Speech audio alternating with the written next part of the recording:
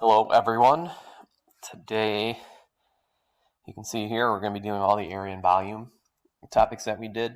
This does get us into this semester for the most part. This was area between curves, discs, washers, cylinders, and the areas of the cross sections. So go through this. We'll try to do a couple of each. Hopefully you'll remember some of these. Some of them I'll, again, leave you the answers for you to have some problems to work through, see if you can do them.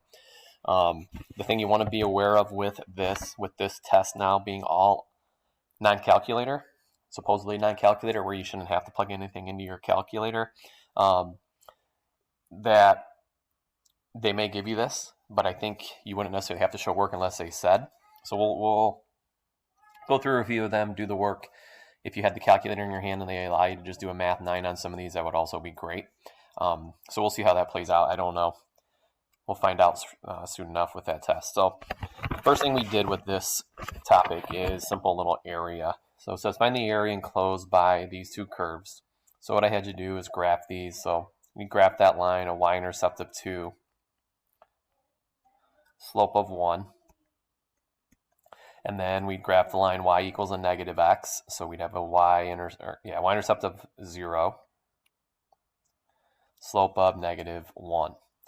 Then x equals 0 is your y-axis, so the area that we would be looking for was that. So all the simple area was, the last review we did, number 4, we did area using rectangles. This is now just us adding up an infinite number of rectangles. That's what the integral does for us. And all we are still doing is really our height times our base. The height of these, and again, if these are in terms of x, which they are, we'd want to be doing top minus the bottom.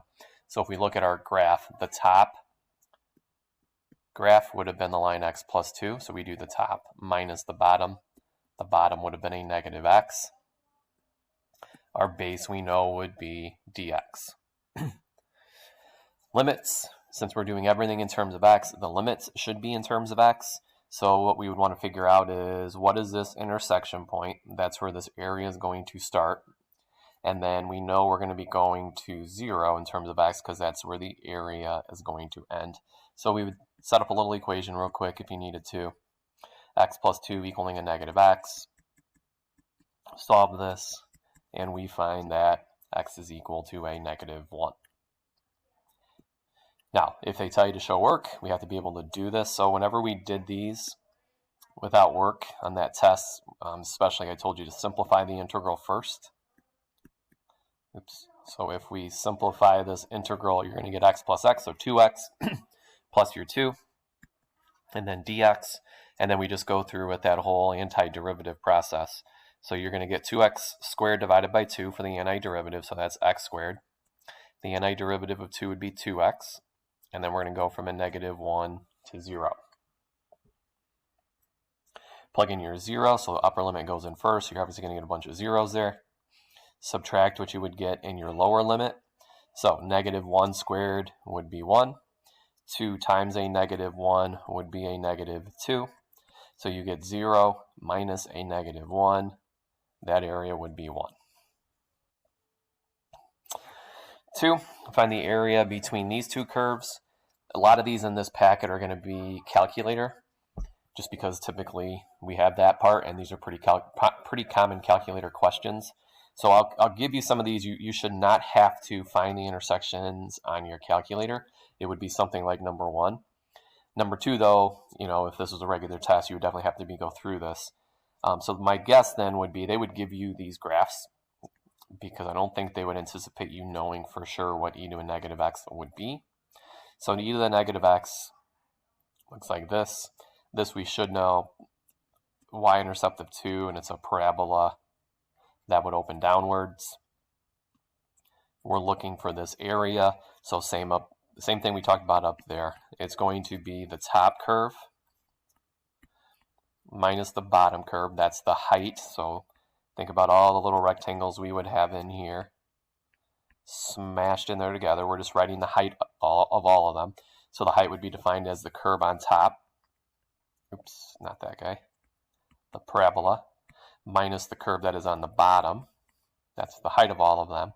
And then the base would be that basically nothing, that change in x, the difference in x, which has become so small that it's a continuous solid shaded region. Limits, you would have to figure out your intersection points. So big picture is you set them equal to each other. On your AP test, you should be able to solve this by hand. No way you're solving this one by hand. You'd have to plug it into the calculator, so this isn't quite as critical right now, but you would get that decimal. And then you would get in your up here 1.31. Again, don't really have to worry too much about the rounding of these. This definitely would require a math 9. Throw that into the calculator, you would get 1.452. 3, give you one of these where it's written as a function in term, or as an equation, x in terms of y. This one is written normally, y written as a function of x. So these aren't really compatible. So this is something you just want to be careful of. X equals y squared looks like this. It's a parabola that opens to the right. The line we should know has a y-intercept of a -2, slope of 1. We want the area in between those two curves here. So this is one where we now have to make a decision. Do we want to do this vertically with vertical rectangles, or do we want to do it horizontally with horizontal rectangles? Either way, this implies horizontal, this implies vertical, so one of these is going to have to get rewritten. When we look at this, most likely, if we kind of look at this thing in terms of deciding, if the most likely best method is the fewer the integrals, the better. And if we don't have to rewrite our equations, the better. That we can't avoid. One of these is going to have to get rewritten because these are written differently. So we were really just focusing on which one of these would allow us to do just one integral. So if we look at vertical rectangle, a vertical rectangle here, here, here, the top curve is the parabola, the bottom curve is this line. Our issue with vertical rectangles is when we come over here, hopefully you can see this in here, when we come right here for this vertical rectangle, the top curve was the parabola, the bottom curve was also the parabola. So we're going to have to set up multiple integrals for us to try to find that. Whereas, if I do it horizontally, the horizontal idea, the right side is always the same throughout this entire region, and the left side as the parabola would always be the same. So the horizontal way is probably our best bet, and when we did it horizontally, all we were doing is setting up, now that our rectangles have fallen over, our heights would be the right side minus the left side. So the right curve would be this line. The line is y equals x minus 2. The left-hand side would have been x equals y squared. So we definitely want to do the right-hand side. But the thing we'd also talked about is the base of all of our rectangles now, if we're horizontal, would have been measured as the change in y. So that means everything has to be written with respect to y. So the left-hand side is fine. The parabola y squared is our left-hand side. That's written the correct way. The second equation, though, this one here, is the one that we'd have to rewrite as x equals y plus 2. So the right side is the line y plus 2. The left-hand side is the y squared. These we can do by hand in terms of finding our limits. We want to now figure out what y value do they intersect down here. Where's the y value at the top? So we take those two equations that are now written with respect to y, set them equal to each other. Got a calculator, whether it's this problem or some other problem, certainly factoring in some zero product property stuff you'll need to do. What we found is the lower limit's a -1, the upper limit is 2. This one I just said set up, you don't have to evaluate it, so we're going to move along, save a little bit of time. All right, this is an old AP question. This was on an old AP test, so again, it's calculator, but the idea and what they really were testing on doesn't matter if it's calculator or not. So number 4, pretty simple. Find the area of region S. So that's this area here. So we just do the top curve, because if we look at the way these are written in terms of x, that implies we probably want to do it vertically. That would mean top curve minus bottom curve. So our top curve is the radical. The bottom curve is that e to a negative x minus a 1. Our base would be the change measured along the x-axis. Limits. This limit here would be the intersection of these two. That's why this would be a calculator question, so no need to do that. it would be this as your limit if you went ahead and did that. The upper limit's pretty simple. It's the right-hand side of this region. That's definitely a 0. That's our setup, top minus bottom. Base is your change in x. If you had to throw this into the calculator, you would get 0.587. 5 is the big one. They want you to find the region for area, the area for region R. So the way these are written again, in terms of x, means vertical is probably our best bet. The issue with vertical is if we actually look at area R here, the top curve for area R is different because vertical means we want to do tops and bottoms. Well, the top curve initially is the radical curve, but once we get past this point, the top curve is going to be the exponential curve. So to do it vertically, you're going to need 2 different integrals. What I just said at number 4 is usually that means that's not your best bet. So the other option is we could do this horizontally. And the horizontal idea, we can look at region R, and we would see this is always on the right. So the exponential curve would always be on the right. And the left-hand side would always be the same. So this would allow us to do it with 1 integral. So if we do it horizontally, we can do it with 1 integral.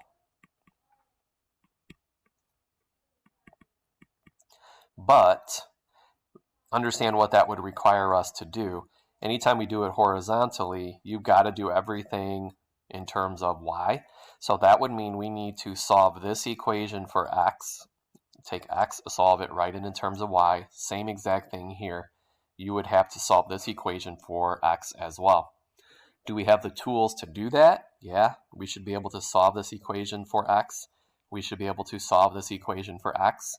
Then we can do it horizontally, and then we can get away with this 1 integral idea down here. In my opinion, that is harder. I would think vertically would still be your best bet, but we just have to understand you're going to have to set up 2 different integrals. So I'm going to approach it that way. So I am going to split it up with 2 different integrals vertically. And I would take, for the first one, the top curve is the radical. So I'm writing the area, or the integral for this area, where the top curve is the radical. The bottom curve is the x-axis 0. Our limits would be a -2 up to the intersection point that we already talked about in number 4. And then I would need to add that to that intersection point again, the -0.750. So if I'm now going to find this area, I'm going to take that limit up to 0, and then now the top curve is the exponential curve. So either the negative x is our top curve, either the x negative minus a 1, and then we would subtract the bottom curve, which is just going to be your x-axis. You could also, there really is a third different way you could have done this. I'm not going to go there. We're going to stop right there. So that's the first topic in this material when we did all this chapter. Simple area, top minus bottom, right minus left. It always boils down to that. If you're doing vertical, it's x's. If you've got to go horizontal, it's going to be in terms of y. Next thing we did is we took certain regions. So if I looked at number 6, it tells you to reference number 5 above. So as best I can, I will draw this in again.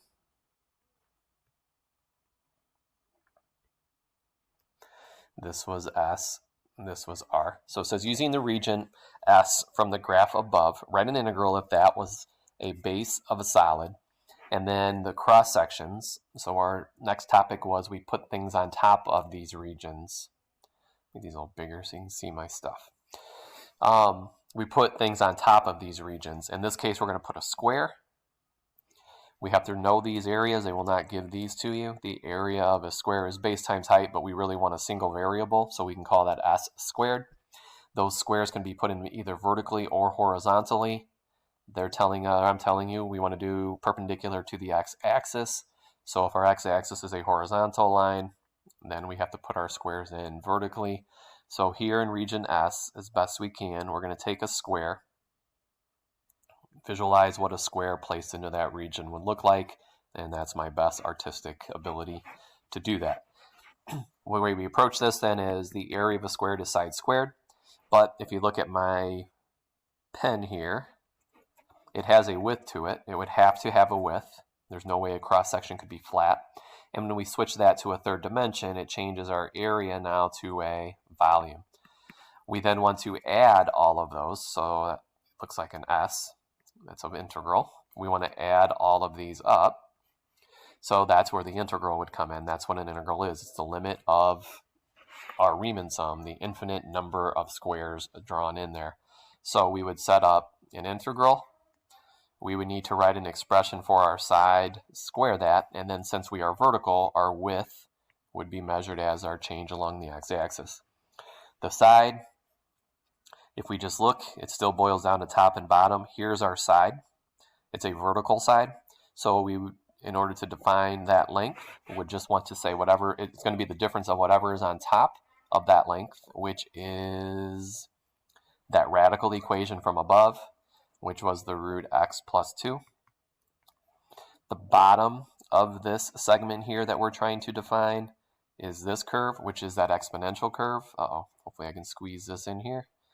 So minus e to a negative x minus a 1. The limits we would know, it's got to be this, since we're doing region S starts at that common intersection point we've now used a few times above, and then it ends at 0 over here. All right, that's our setup.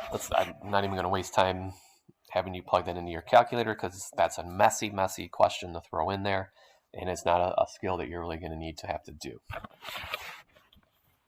7, if we do number 6, the cross sections perpendicular to your x-axis are going to be semicircles. So if we do this one, here's our curves. Here's region S. Again, perpendicular to the x-axis, you're going to be doing semicircles. So if I take a diameter that lies in this space, the semicircle is faced out towards us. Then we'd have semicircle here, diameter on that region, the semicircle is out towards us. So the back side is flat, the front side is circular. Area of a semicircle, 1/2 pi r squared. The fact that they have a volume means it's 1/2 pi r squared multiplied by our width. We want to add all of those up. That's what the integral will do for us. So for this problem, let me write this a little better. You're going to have a 1/2 pi, and then we would want to add up all the radii that are defined by this figure over here on the right, multiplied by our widths, which would be the change in x. So our radius, the most common question with one of these is this, because it's one of the ones when I try to define the radius from here to here, hopefully we can sort of see that. There isn't a bottom curve to define the radius. So what we always had to do with this is define our diameter. So let's extend this all the way down. So that's our entire segment there.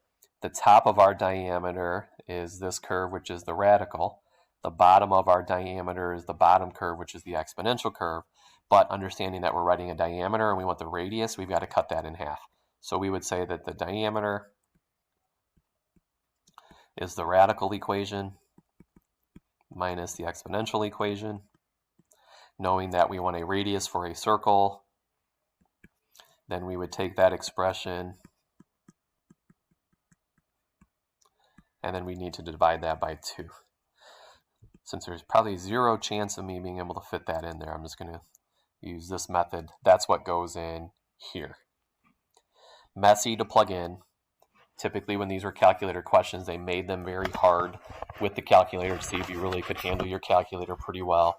But you, in terms of the setup, you just need to know where that's coming from. They would never ask you to evaluate something this messy without your calculator. The limits, that area still would have started at the negative 0.750, and then it stops at x equals 0. All right, it's 8.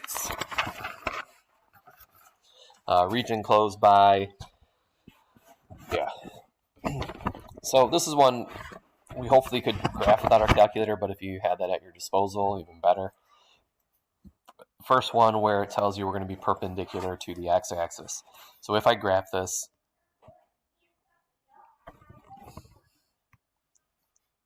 we have a y-intercept of 3, a slope of 1. We want to stay between the x-axis and the y-axis, so that's this region in here. The cross-sections of the solid are going to be circles. When we do circles, I probably could have expounded on this a little bit. That always means your diameter is what lies on the xy plane. So what that is telling us really is then we have half of our circle in front and then half of the circle in back. So front side is here and then the back side is here. All right, so we're drawing these circles into this space.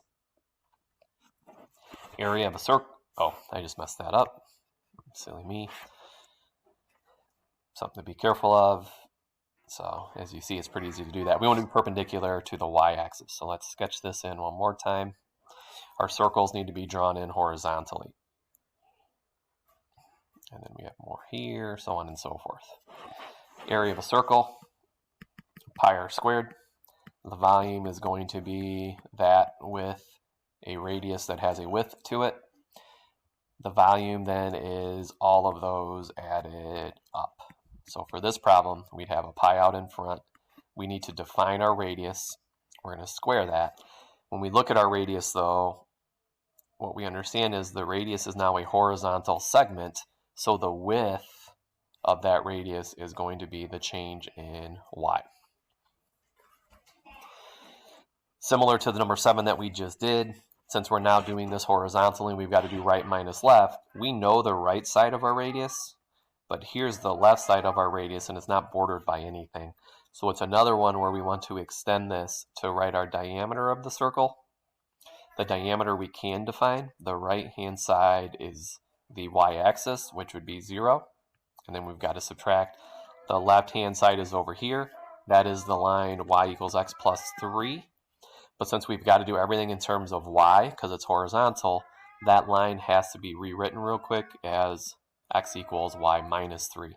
So that is our left-hand side. Please use parentheses to make sure your signs get distributed correctly.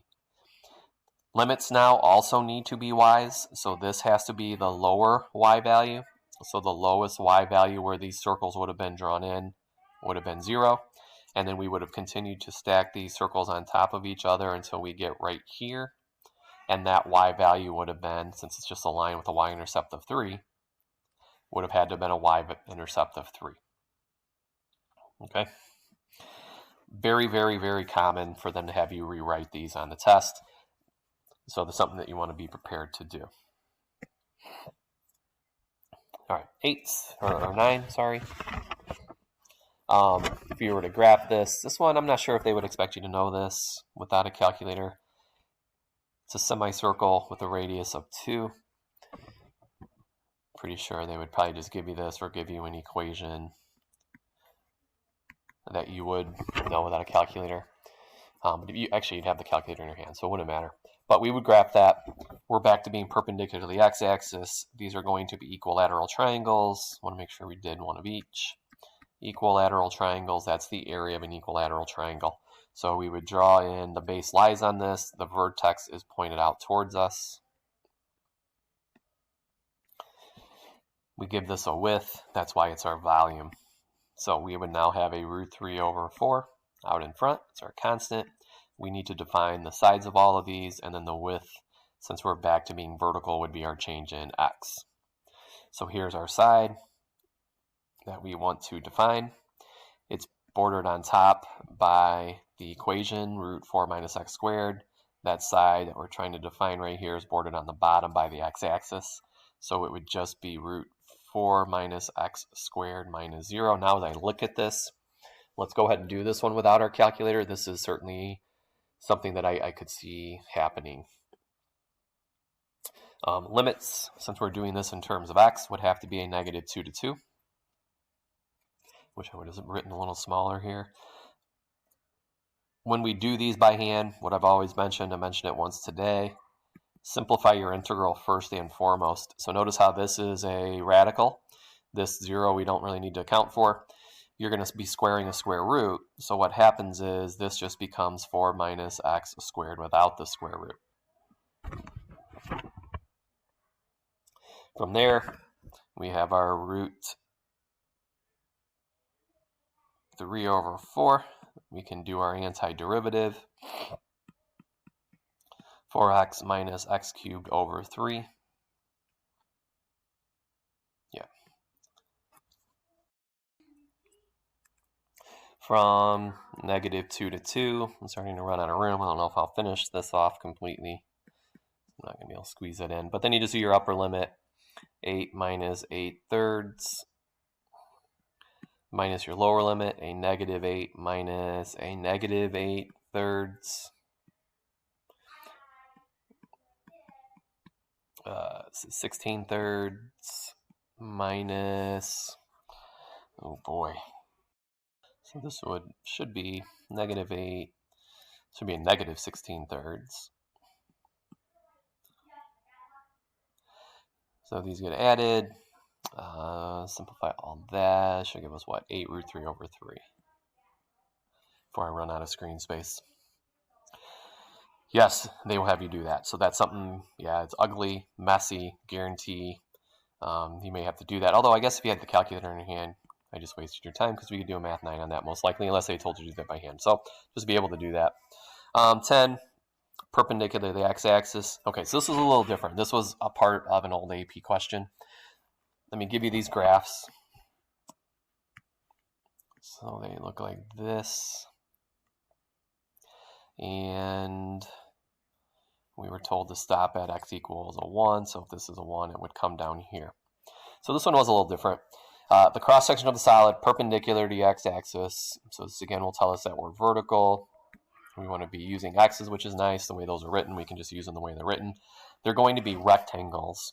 So area of a rectangle is now base times height. We can't assume they're the same and say it's a square, do s squared. The volume would be our base times our height, and then our times our width. We're doing this vertically, so as best you can, draw on a rectangle. So this is fairly long. I'm going to make this a little bit shorter so that we know that it's a rectangle. It's a pretty bad rectangle. Our volume then is going to be the sum of all of those guys added up. So base times height, and then our width, since we're vertical, is going to be our change in x. The height is pretty simple. If we look, here's our height. The top curve would have been the square root of x. The bottom curve is e to a -3x. So the top minus the bottom gives us our height. That's a root x minus e to a -3x. But then what they tell you, think old Algebra 1 word problems, they're telling you the rectangles whose heights, I just messed up, whose heights are 5 times the base. So our heights are equal to 5 times our base. So what they're telling you to do, identify this as your base. So we're going to call this our base. That makes sense, I guess. We're sitting on that. And then our height is going to equal 5 times that amount.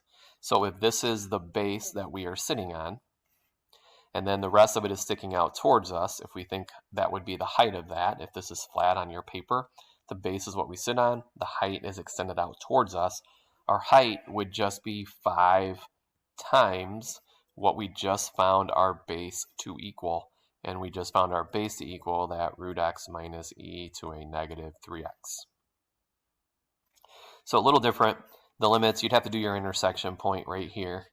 The intersection of that was a 0.238. And then the upper limit would definitely have been our 1.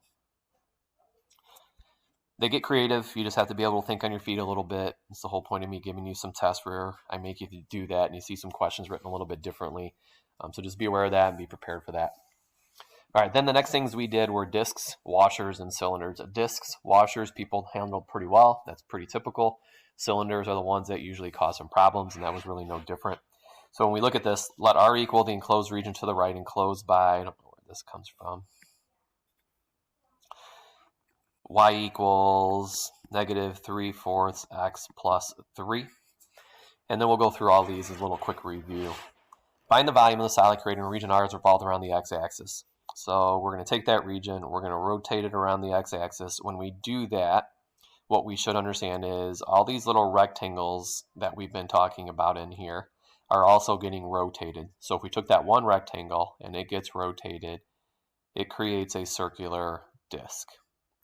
So a circle, like we talked about at the top, is really just, we're just using the formula pi r squared. It's a disk, that means it has a width to it, so it's pi r squared multiplied by our width. So the disk method is really just that, pi times our radius squared multiplied by our width, which is going to be the change in x. When we look at this one, the radius, pretty simple to draw in right here. We can define our radius as whatever's on the top of the radius minus whatever's on the bottom of the radius. That equation is on top. 0 is on the bottom. Since we're doing it in terms of x, our limits have to be x values. So our beginning x value would be 0. That's where this area started. The area ends over here at 4. Not one I'd expect them to make you do in a calculator. You may have to square a binomial, but I doubt they would make it a fraction. 12, same idea. We're now going to rotate this around the line y equals a negative 2. So now if we have this region here, and we're rotating that around y equals a negative 2, now we have this big gap. So what we would be dealing with here is a washer. Washers are really just two circles. We have a big hole in it. So since it's two circles, the way we set up a washer was we still had our pi out in front, and we were just going to take the volume of the big R, so the big circle, and we're going to subtract the volume of the little circle. Be sure each of those gets squared. That was an issue on our test when we did this. Some of you just did everything squared. We want to figure out what's the volume of the first one, so that's what this would take care of, minus the volume of the second one, which would be what this one would take care of, multiplied by our change in x, in this case, because we're vertical. So as we set this one up, our limits would still be that 0 to 4, where the area starts and ends. The big radius, if we come over here, really congest this thing, here's our big radius in here. The big radius is bordered on top by the line. What is that line? Plus 3. Minus 0. And then the little radius, if we were to draw that in, here's our little circle. The top of the little circle's radius would have been the x-axis. The bottom would have been a negative 2 squared. Hopefully, as you're doing this, you'll see that I messed up. The big radius over here should have gone from the top, so here's our circle, down to whatever we're rotating it around, should have been a negative 2, so sorry about that. Sorry this is so messy. It's not easy to write with this pen on my computer, so doing the best I can, but I'm not a great handwriter to begin with. So that's our setup. 13, you're going to revolve that around x equals a negative 1. So here is our area in there. You're going to rotate that around x equals a negative 1. So again, you're going to have a gap in here. It's up to you. We can do the horizontal washer, but what this really sets up is a vertical cylinder. The way this equation was written, negative 3/4 x plus 3, would imply that we want to do this vertically.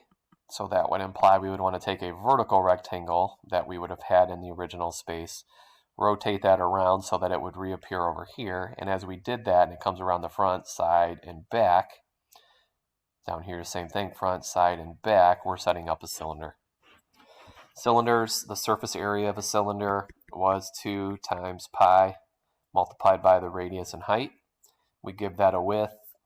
Our area now becomes a volume. We want to add all those up. So that's where the integral would come in. So we have our 2 pi. We need to define our radius. We need to define our height. We need to define our width. Width, since we're vertical, if we look at the marker here with the rectangle that we're rotating, we can see pretty clearly it's along the x-axis, so our width is change in x. The height of this, here's the height of this figure. So the line is on top, x-axis is on the bottom. So we would do the top curve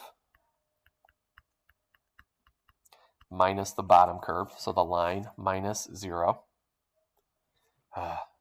Being silly again. Let me do that again. That's our radius. That's our height. And then our width is the change in x. So the height that we just defined was the negative 3/4 x plus 3 minus 0. So we should put it in the second one because that's our height. The order doesn't really matter, but just the way that we're writing this, let's do this correctly. The radius would run from here to here. So if you remember, we don't know what this x value is where I drew in the rectangle was. So we always call that just x. And then the left-hand side of our radius would be the -1. You can also think of this line or segment that we're calling our rectangle that we're rotating. That's a vertical line segment. And if you understand the equation of a vertical line is always x equals some number, then you can just think, okay, what's this unknown vertical line x? That's on the right-hand side, and then the left-hand side of that radius would be the -1. 14, I don't think they would have you do this, but just in case, they typically let you find your volume however you want. This one is telling you to use disks when you rotate this around the y-axis. So if we rotate this around the y-axis, it's going to look like this. To me, cylinders are your best bet. The way this is written implies we want to have vertical shapes. If we were to draw in a vertical rectangle and rotate it, you're going to get a cylinder. Since they're telling you to use disks, that means we're going to be doing this horizontally. And if we took a horizontal rectangle and rotated it around, that's how we're going to create our disk. So volume using disk is always pi r squared. Now that we're doing this horizontally, however, we've got to do this in terms of y.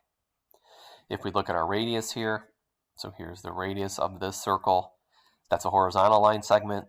Means you're going to be doing the right side, which is this equation, except we can't write it as that equation. So we have to take this, solve it for x.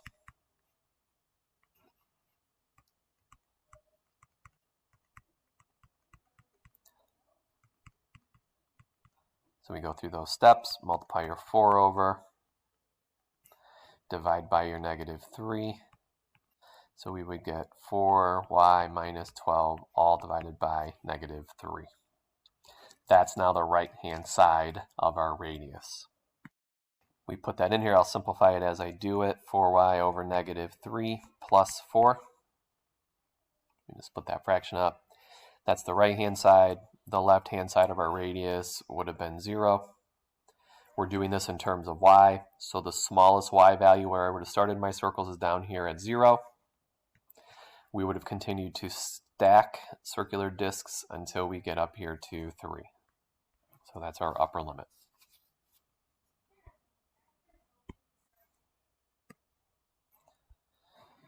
(15, 16), also an old question without a calculator.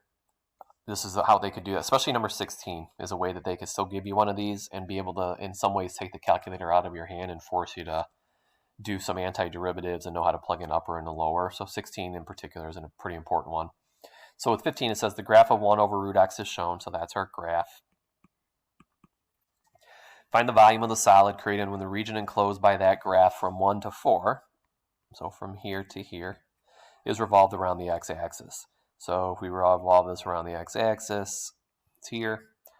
When we do that, hopefully we understand that rotation around the x-axis would produce disks. So this sets up a disk method. So we know that's going to be pi r squared multiplied, since we're doing this vertically, by our change in x. If we look at our radius here, our radius for all of these circles, no matter where I draw them in, the top of that radius is going to be 1 over root x. The bottom of the radius is the x-axis. We're doing this in terms of x, so our limit should be x values. So our x's start at the x value of 1, and they would have ended over here at 4. When we do this by hand, you have to simplify the integral first. So we're just squaring 1 over root x. So if I did that, I would just get 1 over x dx. We then have to carry out our antiderivative. The antiderivative of 1 over x is 1, or the natural log, absolute value of x. If this is free response, you better have your absolute values there, or they will take off a point. We're going to evaluate that over the limits of 1 to 4.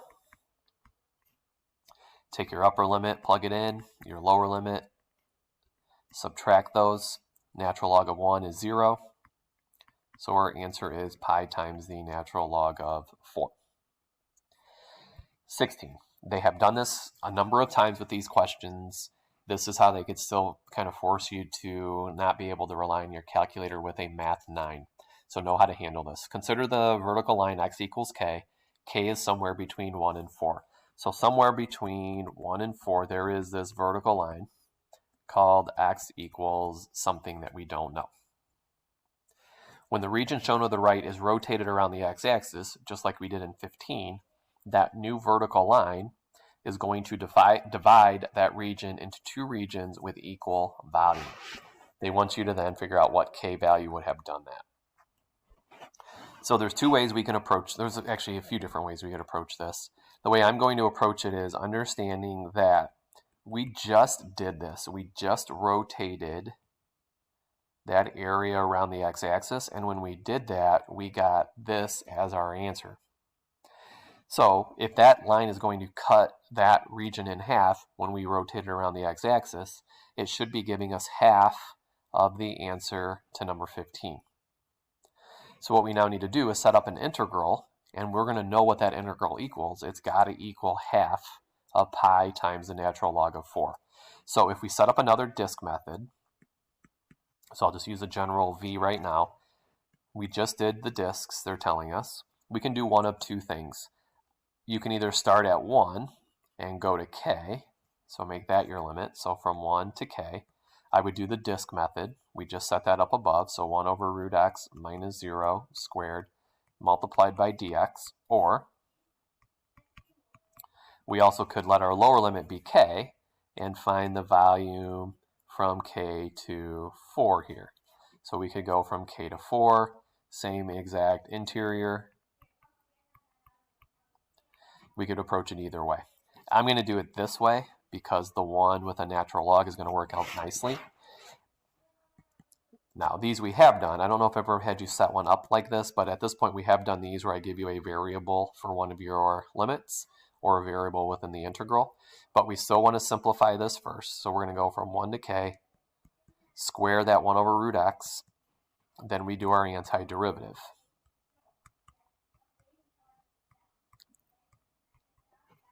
So the antiderivative of 1 over x is our natural log. We're going to evaluate it from 1 to k. Plug in your upper limit first. That's the natural log of k.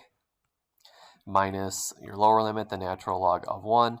What that gives us is pi multiplied by the natural log of k. Well, what we know this must have equaled, so all above up here, we don't need this generic v here. We know that this has to give us a volume of the answer to number 15 divided by 2. So once we get to this step, we know what this has to equal. This has to equal pi times the natural log of 4 divided by 2. We now solve this equation. So this equation here is what we're solving. Notice how there's a pi on each side. So if we say we're going to divide everything by pi, that would get rid of our pi's. That now leaves us with this equation, the natural log of k, set equal to 1/2 the natural log of 4. A couple different routes you could take here. All these natural logs have some different steps that you can work through to simplify this. I'm going to take this 1/2. Since it's our coefficient, I'm going to make it the power of that 4. And then we hopefully know that a power of 1/2 is a square root. So this is really the natural log of the square root of 4, which is 2. To solve for k, we know we need to get rid of a natural log. We do that with the exponential function, so we're going to cancel that out. E to the natural log would also cancel, and what we find is k equaled 2.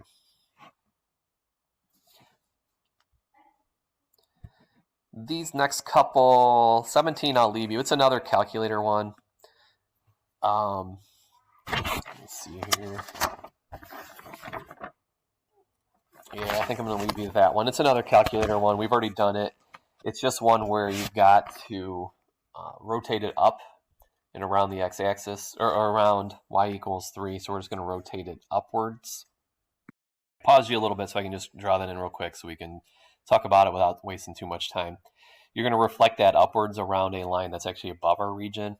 So just to make sure we could somewhat do that, that would then, maybe look like this. It's a washer method, but then just keep in mind when we go to set up the washer, so a big R squared minus your little r squared, that we always want to draw our radius or whatever we're trying to define, we want to draw that into the original space. So our big radius would have ran from here to here is how we would want to write that. So the 3 minus the 4 to the negative x is our big R, and then the little r would be right here. The 3 would go on top, and then the trig function would be the second one. Your intersection points you'd have to find on the calculator. You wouldn't have to do that in a couple of weeks, but definitely be able to do that as well if we flip it up and around. 18, only reason I gave you this is one more in terms of y. So if you think about what this would look like, here's this graph, here's 6. I have you rotating that around x equals 8. So it's another one where just rotating it around the opposite side. So this would be one big horizontal washer. So big R squared, little r squared. We're going to do this in terms of y. That would require us, oh no we don't. This is already written the way that we would want it to be written, so that's nice. We want to draw this into the original area. This is our original area. So when I define my big R, we want to draw it from here to here. So the right-hand side would have been the line 8. The left-hand side is this parabola, y squared plus 2. The little radius is right here. The right-hand side is your 8. The left-hand side would be 6. Your limits need to be y's, so that would be the intersection point of these two. So you would figure out where does y squared plus 2 intersect the vertical line x equals 6. And we'd see that it's a positive 2, negative 2. So just wanted to see those real quick in case that was thrown at you. Then to wrap up, let's see here. So another old question, baker is creating a birthday cake. The base of the cake is the region R in the first quadrant under the graphs of y equals f of x, and they tell you what f of x is here, between 0 and 30. X and y are measured in centimeters. The region R is shown in the figure above, the derivative they gave you in case you were to need that. Excuse me. So it says the region R is cut out of a 30 centimeter by 20 centimeter rectangular sheet of cardboard, and the remaining cardboard is discarded. Find the area of the discarded cardboard. So if you think about what that means, a 30 by 20 rectangular sheet, it's basically giving you this. So like I've mentioned a few times, they're pretty creative. They're very good test writers. They like to come up with things a little bit different so that they can really test your knowledge of stuff and make you think a little bit. This is really just an area problem that we've just done a bunch of here in the last 45 minutes, but they're going to make you write it as a difference of two different things. So when it's asking you what is the area, where are we at here? Find the area of the discarded cardboard. It's this. Because it was a rectangular sheet of cardboard, R is what you're keeping. We want to get rid of everything else. So in terms of how you would set this up, it's pretty much the area of the rectangular sheet. So the 20 by 30. They want units here. Yeah, they don't ask for units, so I wouldn't worry about that. Minus the area of R, and then the area of R would be what we've done before. You're just going to go 0 to 30, the top curve minus the bottom curve. So you're just going to take that function minus a 0.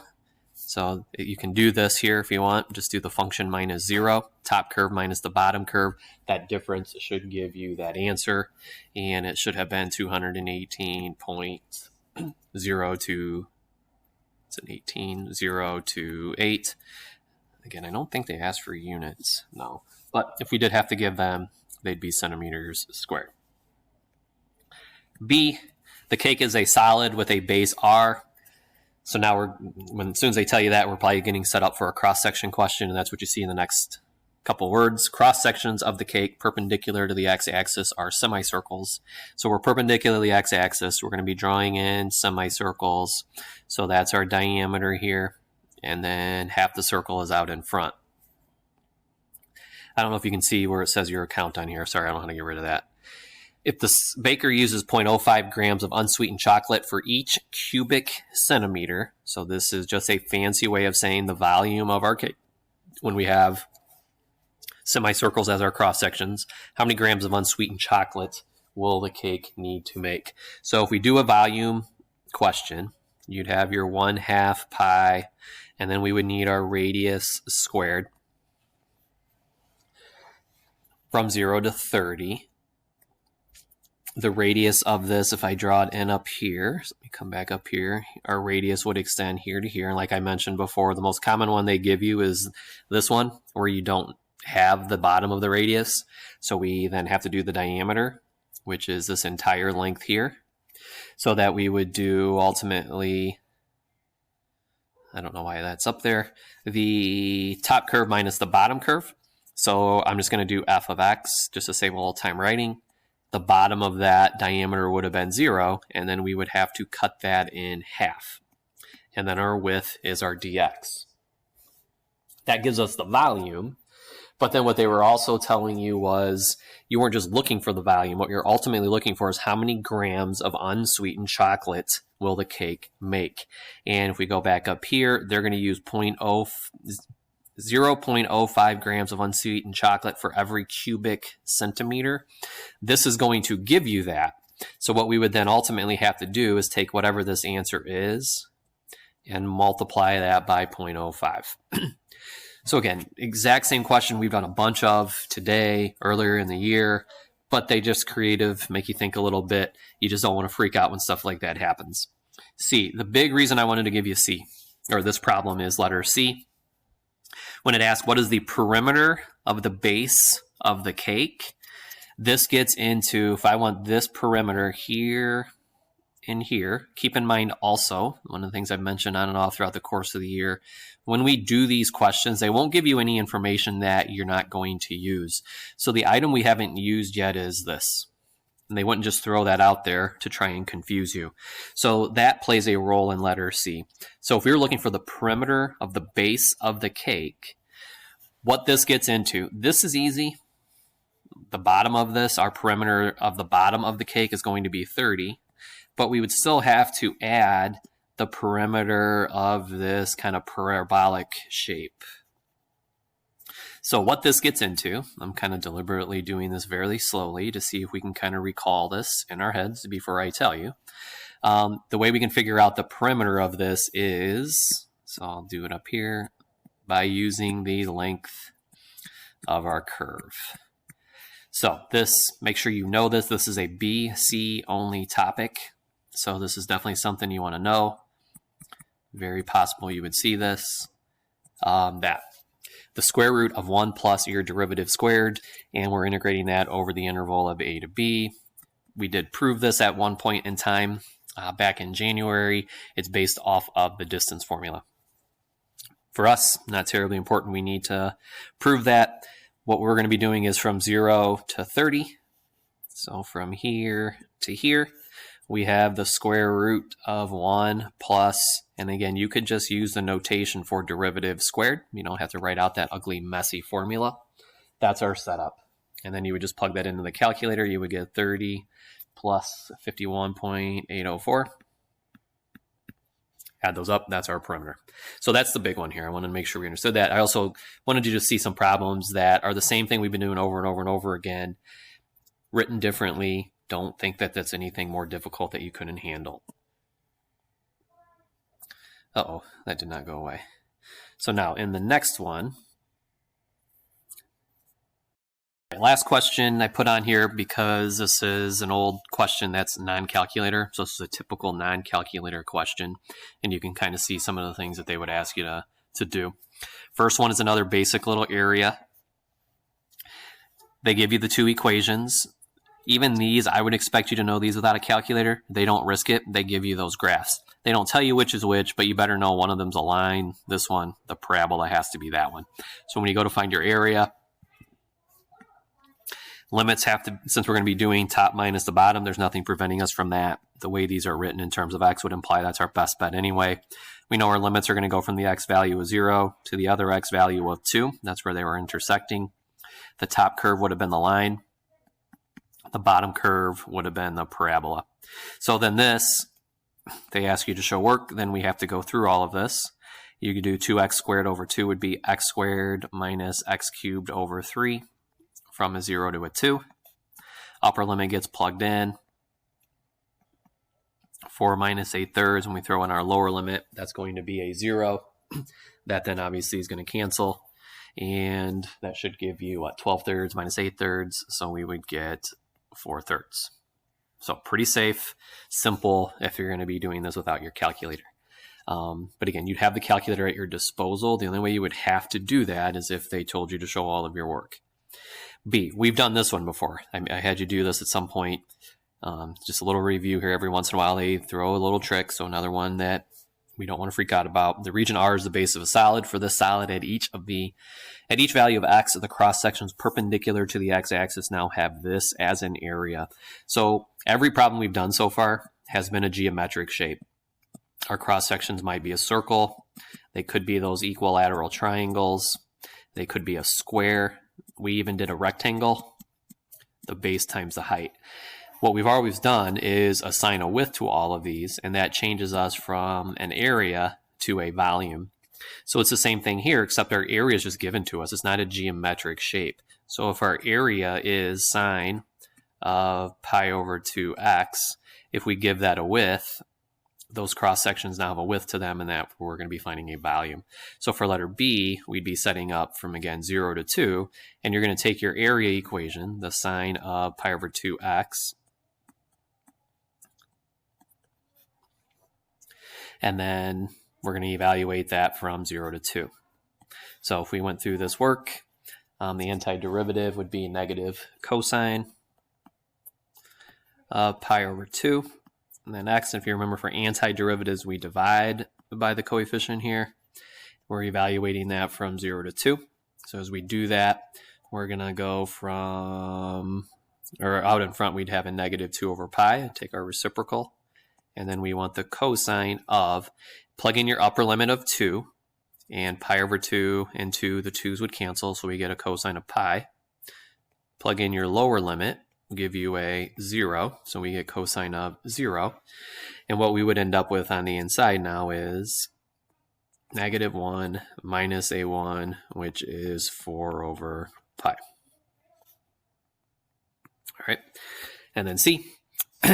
Another solid with the same base. For this solid, the cross sections, they want you to now do this perpendicular to the y-axis are going to be squares.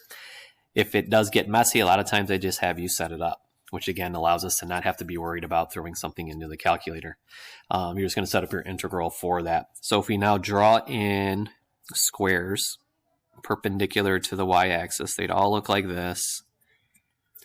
I'll try to draw one in. This is really small. I'm having a hard time blowing this up without it going crazy, so sorry for the small writing. Those are our squares. They're horizontal. So our volume for this should be the sum to the integral of our side squared. And since we're horizontal, we've got to do this in terms of y.